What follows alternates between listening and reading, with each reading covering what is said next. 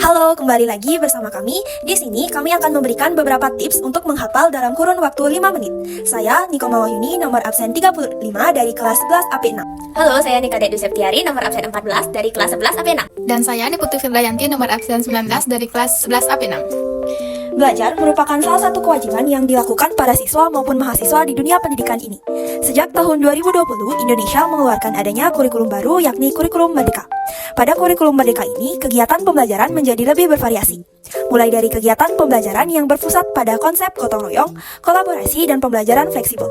Di kurikulum Merdeka ini, pembelajaran berpusat pada siswa. Artinya, siswa yang berperan aktif dalam mencari materi pembelajaran dan guru hanya berperan untuk memperbaiki, membantu, dan memperjelas materi yang telah didapatkan oleh siswa.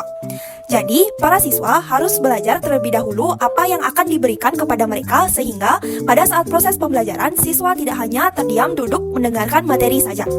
Selain itu, kolaborasi dalam kegiatan pembelajaran sangat ditekankan dalam kurikulum Merdeka ini. Bentuk kolaborasi yang sering dilakukan siswa yaitu presentasi menggunakan media PPT atau mind mapping.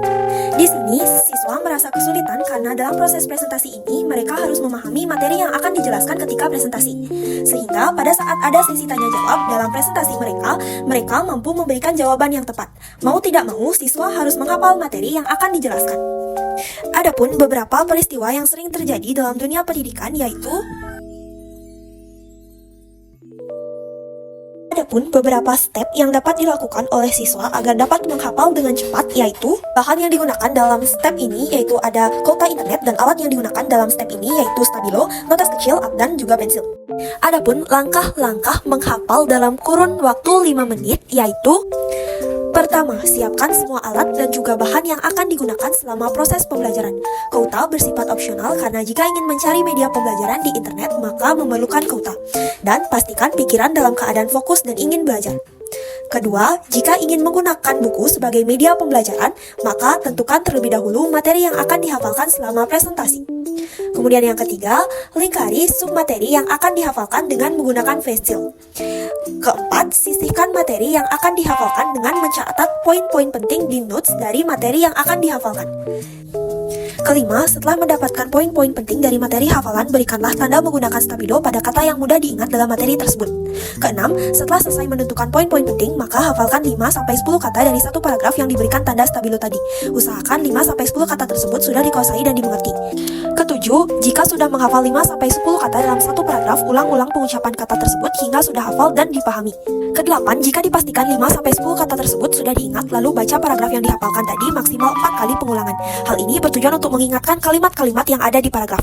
Kesembilan, ulang hafalan dengan merangkai kata-kata sendiri sehingga mudah dimengerti.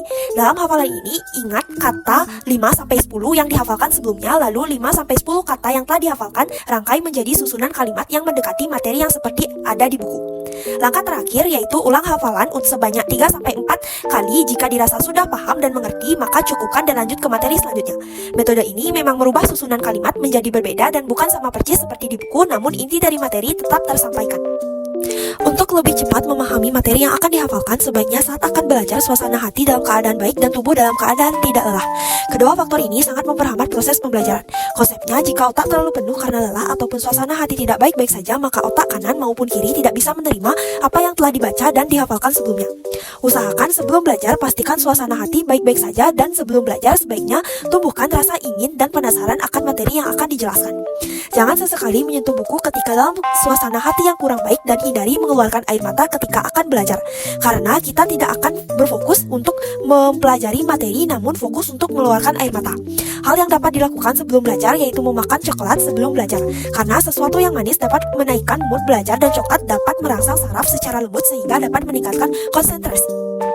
Sekian tips dari kami, semoga berhasil.